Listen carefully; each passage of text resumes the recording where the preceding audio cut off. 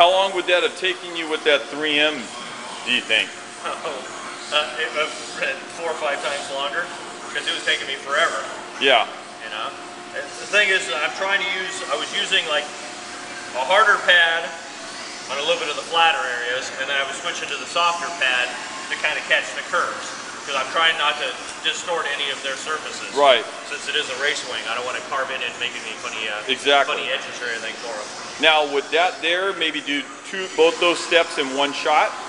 Oh yeah. Instead of having to switch. It seemed, on the flatter areas, it seems to be carving it down really nice. Yep. But it floated over the curves really well too. Right. You know, it didn't feel like it was carving an edge off it or something. Exactly. Okay. So yeah, it was actually doing really nicely.